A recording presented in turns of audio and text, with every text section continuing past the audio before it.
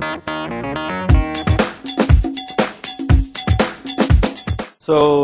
the focus of this talk is going to be about FPGAs powering amazing innovations. Right?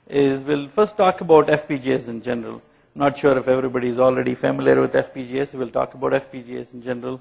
What is the past? What's the current state of the art with FPGAs? And then we'll talk about some of the amazing innovations. And then very briefly I'll touch upon how can you apply, what are the next steps that you can do to actually get into the field of FPGAs and build these amazing systems yourself. All right. So first about FPGAs. How many of you here know what FPGAs are? All right, some of you. For those of you who don't know, can you pick this? FPGA stands for? All right, right answer. If I had a crore, I'd give you a crore if it was a KBC. All right. So field-programmable gate array, simple start. So FPGAs, field-programmable gate array. So what are they? I'm going to keep it simple first, and then we'll go and get into more advanced applications. What is traditionally what in colleges they teach you FPGAs? What is the traditional circa 1990 FPGAs? Are more like an array of programmable SRAM gates. So you have these array of logic. This is a chip. There are a bunch of IOs, and there are array of SRAM programmable cells. By itself, they don't do anything. There are a bunch of configurable interconnect and flexible IO cells. What you do with these chips is take it and program any kind of digital logic. So that is, the basic textbook definition of what an FPGA is. And in the 90s, and even now, some of the basic usage of FPGA is just to glue things, almost like stitching Lego blocks together. So very simple glue logic. And another big use is to prototype ASICs.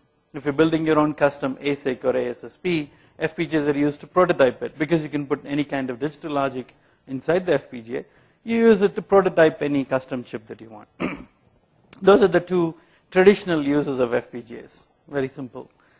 But now, if you look at a 2012 FPGA, what do you have in them? These are pretty sophisticated devices.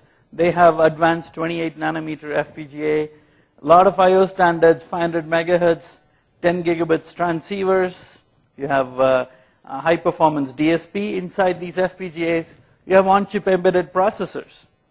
Some of these new chips have Cortex A9, the same processor that runs on the Samsung Galaxy S2 phones is on these chips. They have analog inputs, DDR memory controllers, PCIe blocks, Gigabit Ethernet, all of that is on the chip already. This is not just a very simple, just plain gates, but this is a sophisticated chip. These are more like system-on-chip devices. There's an entire system. You still have a large amount of those very basic programmable logic, so you can put any custom digital logic that you can envision. Any custom digital logic, whether it's simple UART to very complex, sophisticated networking system, you can implement on the FPGA still, along with these additional processors, peripherals. Now we can think of what are systems possible. Any kind of system that you can think, you can start implementing with these devices. So this is the current kind of FPGAs. So what are they heavily used for? What can you do with these new modern 2012 style FPGAs? What you can do is very high throughput IO interfaces. I talked about some 10 gigabit, 28 gigabits per second IO interfaces. Those are high, very high data rate interfaces. High performance signal and image processing. Once you get the data inside, you have to process it. You can do a lot of processing in parallel logic. Since you can put any kind of digital logic, one common use is to implement parallel logic. Anything inside the hardware can operate in parallel, unlike a sequential processor, like your laptop processors. When you run 10 things, it slows down, whereas when you run one thing, it's faster. This is different. These are parallel logic. High precision system control. Again, these state machines that you might run on software, if you put into the hardware directly, it can run at very high and very high precision. You can have nanosecond level precision of state machines going on. And you can integrate all these things into one chip. So these newer chips can actually do, jumping ahead, chips can do very intelligent functions. So let's actually look at this in the context of the traditional, compare and analyze how a regular computer differs from FPGAs, regular computers and regular processors. So this is a very simple model of a computer system. You probably learned in your maybe 10th standard, maybe 12th standard, college first year, one Neumann model, or this is the same concept as the Charles Babbage model. Any processor has input, output, processor, memory, storage. Right? This is the basic model. How does it change with an FPGA?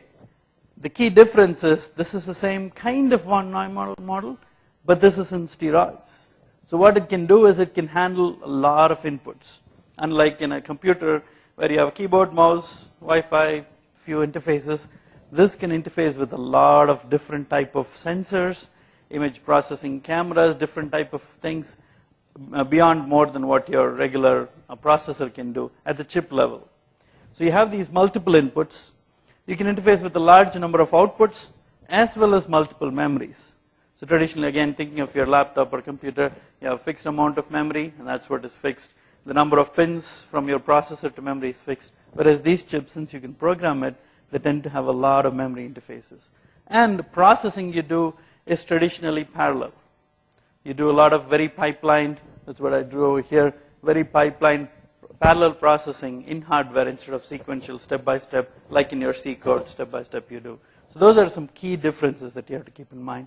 As we go into the applications, you can see why this makes some of these amazing innovations possible. Right? So the key thing is multiple inputs, multiple outputs, higher data rate, more memory interfaces, and more parallel processing. So there's one important note I want to, before you think, wow, this is great, I should build everything with an FPGA. There's some key economic constraints you need to keep in mind. The programmability comes at a cost. So standard cell phones and computers typically don't have FPGAs. One of the reasons why is these devices, your cell phones and computers, are built for multiple hundreds of millions of units. So whatever you need to do, you customize, you know exactly what function you want, and you implement in that chip. Whereas, so a standard ASSPs, what are called ASSPs, are better fit for those applications. Whereas with FPGAs, the prices tend to be a little higher than ASSPs. So where it's a good fit is for anything custom that you have to do. Any customization where you can use this parallel programmable logic, or you can use these high-speed I/O interfaces that are not available in standard chips, that's where you can use this. So typically in the industry today, FPGAs are used for about, the high volume, about 1 million units. If you have to bake, you can use FPGAs. Typically 10,000s, hundreds of thousands of units are commonly used with FPGAs. But if you go more than 1 million units, typically people make it into a standard ASSP, a custom chip that goes into your cell phone, and that's what is used, right? So that's one key important thing to keep in mind. So with that, I'm going to jump into more, what are those innovations? I said you can use these FPGAs for custom, innovative, new things that you're building. So what are those innovations? Let's look at a few examples. So I've picked a few sample sets just to give you an idea. There's a whole bunch of other things. One of the most common things that FPGAs are currently used is networking. Any cell tower that you see out there that makes your cell phones work, all of those cell towers have FPGAs in them, inside the cell towers. Those are traditional, most commonly thing. You can go online, find out about how FPGAs are applied to communications. I picked some different ones. For example, digital video, cameras and digital projection, some medical applications, industrial, aeronautics, and automotive. So these are a few things that I picked. There's a lot more. If you're interested, you can find things online, or you can contact me for more information. So let's look at digital video broadcasting. So one of the things that's happening in the industry is we're going away from analog broadcasting to digital. Everything is becoming digital. From your camera down to your projection to the movie theater, everywhere it's becoming digital. So let's look at some specific applications that are possible. You saw this video at the beginning. Keep watching. Look at what's different in this video. And tell me at the end of the video, what is different with this? This is from a movie about a year, maybe 1 or 2. What is unique with this video?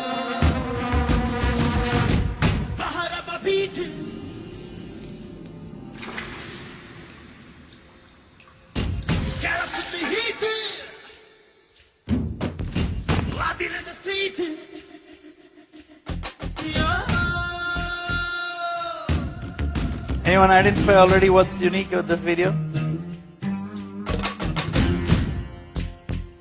Yeah? I heard what? Slow motion, yes, that's the key thing. So slow motion's been around for a long time. We've seen slow motion forever in movies. But this, if you look at the frames per second of this goes up to 300 frames per second. Some of the detail that you can see in the video, and the laptop is playing a little slow, big projector. You can see less in the movie theater. If you look, the precision and the frames per second it can do is extremely high, right? You can see how much precision they can get. That's a quick snapshot. So how was this movie taken? So this was one of the first few movies where really advanced these what is called a red camera. It's a camera done by some Hollywood makers, and this is a really amazing high definition video camera targeted at cinema market. It actually is considered low cost. I think it's in the order of maybe $20,000 or something like that, but it's considered low cost in the movie industry. Traditionally, even up to a year or two back, all movies are taken first in analog and then they go into digital. Some of the new movies like Avatar and other things, they're beginning to go digital. So the key thing with digital is at this frame rate, like this camera can do 300 frames per second, you have to capture all this and buffer it and process it and then store it first, right? So that kind of processing, if you use your standard digital camera or if you use a standard like an Intel x86 processor based PC to capture that, the system will choke at the amount of data it needs to handle. So what happens in the same model that we looked at the input in this chip, the data rate from the image sensors is very high. So till some of the FPGA capability needed to interface with these high definition sensors existed for a long time. Till these chips with FPGAs could interface with those high definition sensors to capture at 300. Now this is about a year or two old. Now there are products which can handle up to 10,000 frames per second. Right? That's not for movies, it's more for scientific purposes. So the amount of data at HD rates to capture and then store it is a tremendous amount of logic you need. And that's what this FPGAs enable this type of products to happen. These digital, high definition digital cameras. The same thing applies if you do 3D cameras. Now there are new 3D cameras in the market. There the problem is not just the data rate, but you have to capture two things. Like your eye, the 3D works by capturing two videos simultaneously with a small difference. You have double the data rate. So you have to capture all that. So that's kind of one interesting innovation that is made possible because of FPGAs. Again, few things you might immediately recognize is if you build these HD cameras, there's probably maybe a market of 10,000 to 50,000 units for these high definition cameras. These are pretty expensive, but the market is only that big. So building your own custom chip for this is not economical. If you have to make your own new logic chip, fabricated and build it, the current cost is anywhere between $50 to $100 million is the whole project cost. It's very expensive. So you can use these standard off-the-shelf FPGAs and build these systems like this, right? So now you can think of other kind of innovative products that you might be able to do, thinking of the capabilities of these devices, right? So this is one. Any questions on that? All right. So next is at the other end, 3D TVs. Almost every single 3D TV that you see out there in the market will have some FPGAs in them. Where do you need to use the FPGAs? Here, like you're looking at more intelligent smart TVs, 3D TVs. So those TVs here, the challenge is the data rate on the output side. The output side, the data rate becomes very high.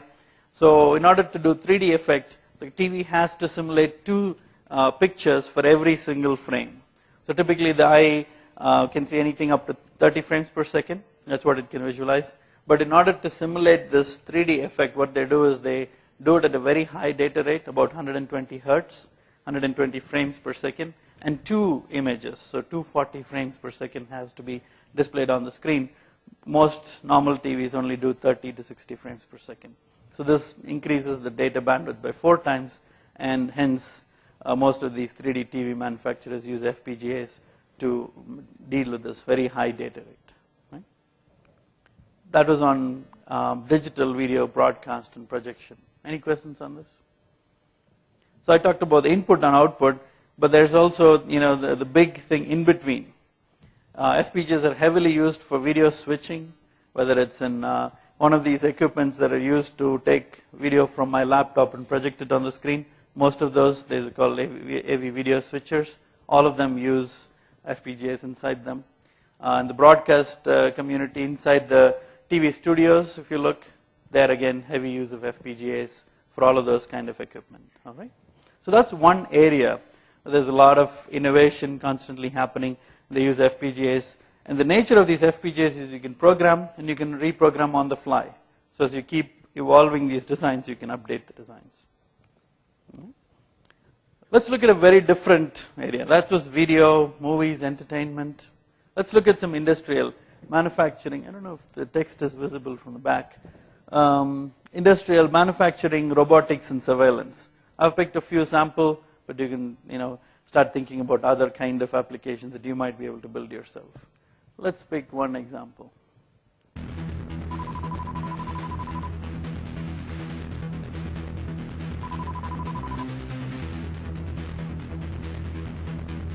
This is a pancake manufacturing facility. Like uttappams, pre-made uttappams. Look at the rate at which that robot is moving those pancakes. So it's visualizing each one of it, centering it, picking it up, and moving it to the correct location. Imagine manually picking up that many uttappams and putting it in one place. And it throws away the bad ones. If you look, it only picks the good ones and skips the bad ones. If the pancake happens to be bad, it skips it. This is again one example of a manufacturing thing where high-end robotics. So this involves actually multiple things. If you look at what a system needs to do inside that robot, it has to, if you saw that there was a camera, it was looking at all the pancakes, identifying 1, 2, 3, 4, and was looking for the shape of it.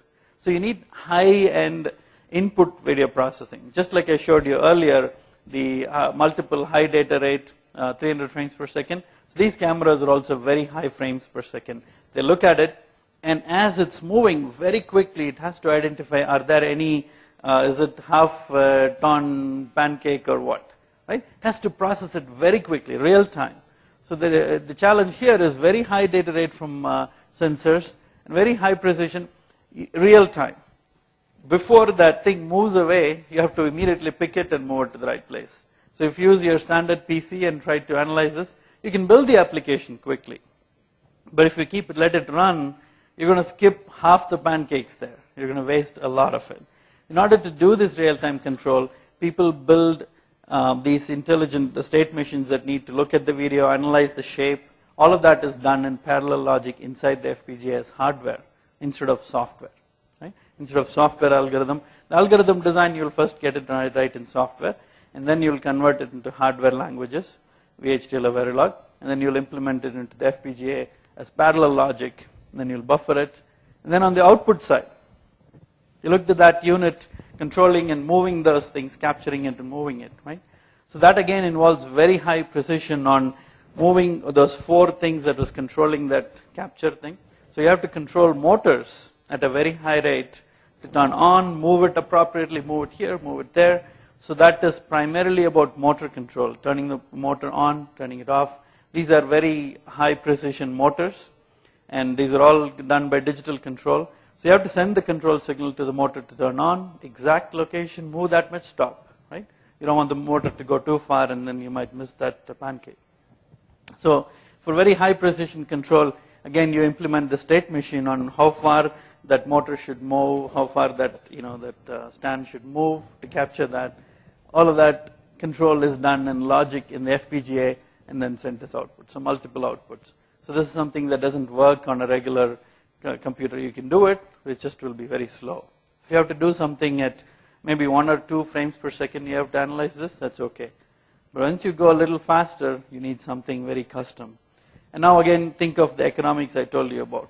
So these units in many industrial location, whether it's 10 lakhs or 50 lakhs, depending on the kind of manufacturing, people will be comfortable with paying more if you can show that you can manufacture twice the rate. If the manufacturing rate can be increased by 2 times, then people will pay for more thing. But the number of units you might sell will be very less. So that again makes the FPGAs preferable for this rather than a standard chip, right? So this is again in manufacturing. So this was an example of the Pancake ABB in Europe making these devices, selling it worldwide. But in India, this is again very applicable as well. So I picked an example of these are images of 2 units from a company named Orange Sorting Machines. This is a company in Coimbatore. So they're making these units based on vision-based sorting of rice, lentils. So earlier, you remember rice might have seed stones. Now you don't have it. The first stage they used to do was just shake it appropriately and mechanically filter that out. That was good for a certain while to remove the stones. But now if you have to get exactly the right kind of rice that you want, best quality rice, and remove the ones which are broken, that doesn't work very well because they all weigh the same. You can't do it mechanically. You have to do it vision based. So what they're able to do is have these really high definition cameras. This is done in India here. Very high definition cameras which looks at the rice as it's moving, and then if it finds any bad rice, it'll use a pneumatic hydraulic thing to push that out. It'll send a puff of air and it'll move that rice, the bad rice somewhere else, and the good rice will all fall. Now they can do the same thing for lentils and a whole bunch of other manufacturing things. Again, the key thing is you have to visualize what's going on, understand, oh, that's a bad one. So that involves a lot of processing. That again is done in the FPGA, just like I showed you the earlier block diagram. Very high processing quickly, and then you have to control the output also to quickly move that out. So that's the kind of processing, right? So this is made, so they've been selling these to these rice processing units and other kind of processing units, and their profits have increased quite a bit because they can get the best quality rice separately and then sell differently. So the bad ones, they might use it for just manufacturing other things, just rice powder, where it doesn't matter the quality and shape of the rice. So that kind of innovative manufacturing is possible because this technology allows you to do that, right? So a very different one is surveillance. So in surveillance, you've probably seen surveillance videos everywhere. Once you go to any complex airport, railway station, you see these surveillance videos everywhere, hotels. What you normally see is there'll be somebody, some security person sitting and looking at this wall of cameras. Look at this. There's probably 4 into 4, 16, sometimes much bigger. So you can see this for a few minutes. You can see half an hour per day. You might have 2 security people. But after a while, think of the process. So what the human being needs to do to look for any things that are happening. Hence, you see in movies all the time, people going and actually hiding in front of camera. Just when it's turning, they run, and they quickly within 2 seconds run when they're not seeing. All that is happening. But the technology is now evolved to more advanced intelligent surveillance, where using these FPGAs, where they process the images and actually look for certain objects of interest. So they look for specific, for example, here they're looking for a person. It can also tell the direction it is moving. And this can happen at a very, very high rate, and managing, like monitoring 10,000 people in a busy railway station. So for example, Tokyo railway station, they're one of the first few to implement this. One of the busiest railway stations in the world. They implement this, and then they can track all kinds of people doing anything wrong. If there's a virtual line that they're not supposed to cross, they can monitor that. All of that can happen. So what a security person now is supposed to do is not look at every single video, but only things that are bad that are happening. It'll raise a flag, and only then you have to see. Now think of a very different setup. This technology is again being used in very simple agricultural areas in India as well, where they have these large agricultural areas where there's not too many people, nothing happening much, but at night you have to watch to see something bad isn't happening. Either elephants crossing into the wrong areas or something that shouldn't be happening. You can process it at night, infrared type camera, to look at what's happening, and then maybe raise an alarm or send a text message, something for somebody to take a look at what's happening. So all of that much more intelligent devices are happening using these FPGA technology. Okay. Industrial, we talked about surveillance and manufacturing. Let's switch gears differently to automotive. Here I'm going to talk specifically about driver assistance. Let's look at a video.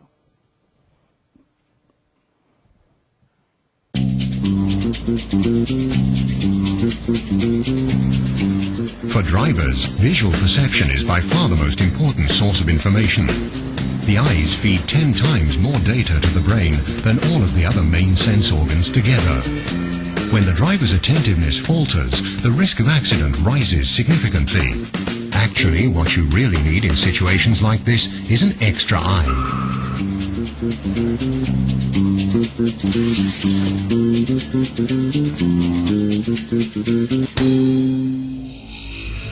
Studies show the majority of all accidents occur because the driver was briefly distracted or inattentive. If at a speed of 50 kilometers an hour you take your eyes off the road for just 1 second, you'll drive blind for almost 14 meters. 50 kilometers an hour. Right? But even an attentive driver would hardly stand a chance in a situation like this. From the time danger is perceived until a reaction begins, 500 to 600 milliseconds pass by. In other words, at 50 kilometers an hour, the driver continues on for 8 meters without any reaction whatsoever. Modern video systems from Bosch are the eyes of the automobile and can recognize such dangers 3 times faster than a human being. The Bosch image processing system has recognized looming danger after only 150 milliseconds and initiated the start of appropriate safety measures to compensate for the lag in human reaction time. The Bosch system could eliminate a large portion of accidents involving pedestrians.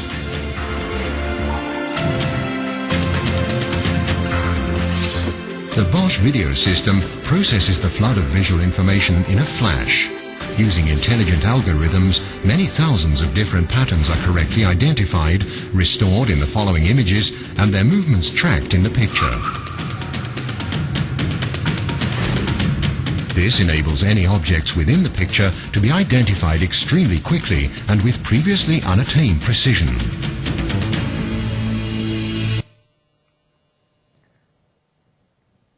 You heard some of the key things they were talking. They were talking about very high amount of information that vision systems need to process.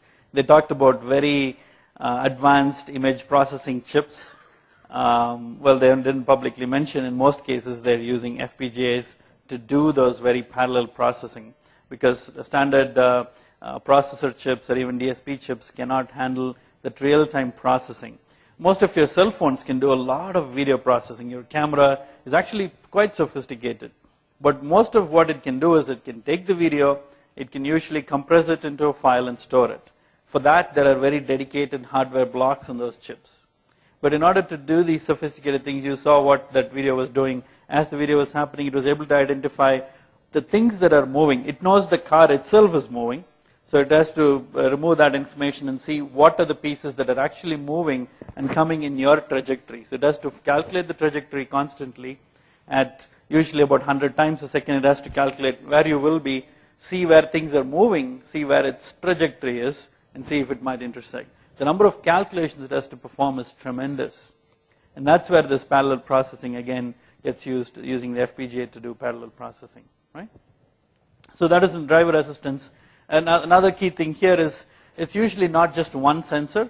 So in the cars, they have to see on multiple sides. So the cars usually have multiple sensors, sometimes 2, sometimes as many as 6 cameras around the car to do this. So they were talking about 50 kilometers an hour. In our highways now in India, like Bangalore, outside if you go highways, you can easily go at 100 kilometers an hour. And this stuff happens. People walk by, people cross in the wrong direction. There are cows in the middle lane and they walk in between. So this is becoming real here, but worldwide this is becoming a kind of a very important application. There are millions of units of these car-based things that are happening. This is a huge area where a lot of electronics companies in Bangalore are building systems, mostly for Europe and North America and Japan right now. But they're building these driver assistance systems in Bangalore. A lot of the high-tech companies as design services. So here you have to do real-time image processing, sensor capturing. So that's the most key thing that you need in this application. Well, they talked about one specific thing, but there's a lot of very specific ones. lane departure warning if you change the wrong lane, speed sign detection, sleepy driver detection, and the car is going, the car inside might have a camera looking to see if the driver is asleep. If they're asleep, it will raise an alarm. So all of those different applications are beginning to get involved. This is especially becoming a standard that in the US and Europe they want to impose on trucks. They want to make sure truck drivers will do this. This is probably something that we should require in India as well, especially for trucks and buses. So this kind of thing is happening. And then you can think of the number of devices that need to be built in the next, say, 10, 20 years. This is going to become common in cars. And if you have any interesting ideas on how this can be done better, then this is a good area for you to do research or build products, build services, or just build subsystems or algorithms as well. So automotive driver assistance. Now if you think about what is going on the road, now imagine what is happening in the aircraft. Some of this has not yet come into practice in aircrafts because there are very few aircraft, they high very high, there's a pilot and they control the whole thing. There is autopilot, but that's just to navigate. They don't have to look at other obstacles. But what is happening now, if you heard the talk yesterday, there's beginning to be a lot of these UAVs, unmanned aerial vehicles, and this is going to start showing up on our skies very soon. And there's a lot of these things are going to fly. And the key thing they do is they look for things visually, like look for what is happening, something bad that is happening, and they have to alert police or military. So a huge amount of innovations happening. This is very early in stage in the innovations for this industry, automotive driver assistance and UAVs. So if you have any interest in this kind of area, you can start thinking of research, whether it's algorithms, new interfaces, or better implementation FPGAs. All of that is areas where you can start participating in the industry. Right? I'm going to pick one more last, very different area. We talked about industrial, automotive, entertainment. Last one is medical. Take a look at this one. The Davinci surgical system is the most advanced platform for minimally invasive surgery available in the world today. The integration of high-resolution 3D vision, wristed instruments, and intuitive motion control enable the Davinci surgeon to transcend the limitations of conventional surgical technologies, making new minimally invasive options possible for complex surgical procedures. 3 network components comprise the Davinci surgical system: an ergonomic surgeon's console, a patient-side cart with 4 interactive robotic arms, and a high-definition 3D vision system. Seated at the console, the Davinci surgeon views a remarkably clear 3D image of the surgical field. The system scales, filters, and translates the movements of the surgeon's hands on the master controllers to 4 interactive robotic arms on the patient cart. The Davinci S HD system provides a magnified view that is both 3-dimensional and high definition. The result is a phenomenal, immersive experience of surgery. The precisely controlled micro-movements of the Davinci instruments are enabled by the computer processors of the system. These dedicated processors perform millions of safety checks over the course of a procedure for enhanced surgical precision and control. They talked about dedicated processors doing millions of operations during the surgery. Those dedicated processors they're talking about is FPGAs. I specifically worked closely with Intuitive Surgical who makes this, so some of the algorithms they implement on this. This is again an unprecedented kind of capability. They've talked about robotic surgery a lot. There's a lot of prototypes. This is one of the first real devices that are out in the market. People are using it, surgeons are using it. And the key thing, if you noticed, some very precise surgeries at millimeter scale is possible using these devices that wouldn't have been possible by a surgeon directly putting his hands, because the error margin is very high. Whereas what they do is they have a doctor's hands do some operation, but the actual robot will do it at a very small millimeter scale. So they can do very precise operations using this technology again. Right? So this is medical. The key things here again are you have to do very high-end, lot of inputs. The inputs not just from the cameras looking at what is happening in the surgery, but also as the needle is doing some operation, it has to sense the amount of pressure that is happening inside the body, to convert it and make it so that the surgeon feels that pressure so that they can appropriately operate. So a lot of inputs, not just at the video level, but also a lot of sensors, very high precision sensors, and real-time has to send all that to the doctor. And when the doctor does some operations, it has to control the motors in a very precise manner to make the operation happen, right? So same concepts, a lot of data, a lot of control, real-time control, high precision motor control on the output side. Any questions on this? So that is medical robotic surgery.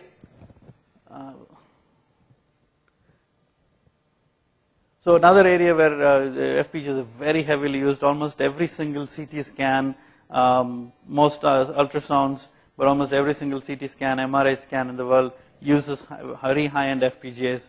Why do you think they have to use FPGAs for MRI and CT scans? Any suggestions? Why advanced medical imaging needs FPGAs? The key thing there is the data capture. When you do MRI scan, a lot of data comes, it all has to be captured quickly and processed, and that's why FPGAs are heavily used. So I'll show one last clip on totally other new frontiers that FPGAs are getting into, and we'll take any questions after that. Look at this video and see which location this is. What is the exact location where this video was taken? There's no audio, there's just a video of one picture, 3D picture, panoramic picture, and this is zooming. Any guesses? Mars, exactly. So this is a picture from Mars, and the key things that drive the control units, the sensor units on the Mars navigator, the Curiosity, is all FPGAs. And there's a bunch of articles recently on E-Times about how FPGAs are used to drive these motors. Any guesses of why FPGAs are used, apart from the examples that I gave you? I talked about processing, control. Any other reason why FPGAs are used in Mars? Any guesses? Power, yes, power has to be low power, but this is actually a very big unit. This is bigger than your car, so they have a lot of power storage possibility there. There's a more important one. So this is in Mars, yeah? Fail-safe programming, very important. This is in Mars, this is not Earth, and the atmosphere is very different. You have ultraviolet radiations coming in, quite a bit different types of radiations coming in. There's no good atmosphere on Mars, so these things get bombarded with all kinds of particles that flip electronics. So most common electronics will not work there, so they have to build very fail-safe equipment. The key thing that they do with FPGAs is every single logic, every single AND gate, OR gate, flip-flop is triplicated. So they call it triple modular redundancy. So every logic is done 3 times, and for every signal there is voting that decides, oh, should I be a 1 or a 0? And if all 3 says 1, okay. If 2 say 1, then the actual signal behaves like a 1. Right? So every single logic is triplicated to ensure that. This is one of the techniques that are commonly used, and it works quite well. So when these ultraviolet or other radiations come in, they usually change random inputs. So when only one of it changes, then the other 2 still work properly, and then they vote, and then they decide correctly. It's called triple modular redundancy. So most standard chips don't do this triplication, and there's not too many of these. They probably build 10 of these units throughout the world. So they build it fully with FPGAs with triple modular redundancy, so it works. This is not just in Mars. Things that have to be in aircrafts as well, triple modular redundancy is very common. So most aircrafts, yesterday they were talking about Tejas and other things, they also implement the same thing. So this is applicable in any aerospace applications as well, where again FPGAs are commonly used. Right? So we talked about all the way from pancake manufacturing, entertainment, automotive, and finally we ended up in space. So you saw a huge number of these FPGAs, a lot of different application areas where you can build innovative systems with FPGAs. So if you want to get started, where do you get started? I just had one small slide on it, but hopefully we'll take some questions. There's a lot of development kits. The common thing is it is tricky to design with FPGAs. There's a lot of steps to follow. So just like they were talking yesterday in the talk, the best place to start is one of these development boards. So I was originally working with Xilinx. Xilinx has a lot of kit, Altra, a lot of other Actel, other vendors also have kits. So any FPGA, look for FPGA development kits. So they come with boards. They come with a lot of free development tools since they want more people to use. There are a lot of training courses available here in Bangalore as well. Sandeepani does a lot of courses for Xilinx. CDAC, NILET, they all provide VLSI design courses. Many colleges also have it. But you need some support for you to start developing it. It's not trivial, but the key thing is that once you get comfortable with it, then the FPGA skills are highly desired. In Bangalore, if you're a good FPGA designer, you'll get at least 20 different offers from companies for working there, because it's a highly desired skill. There's a lot of innovation happening. So look for training. Just with the standard PC and one FPGA board, if you can start developing with this. Of course, there's a lot more detail.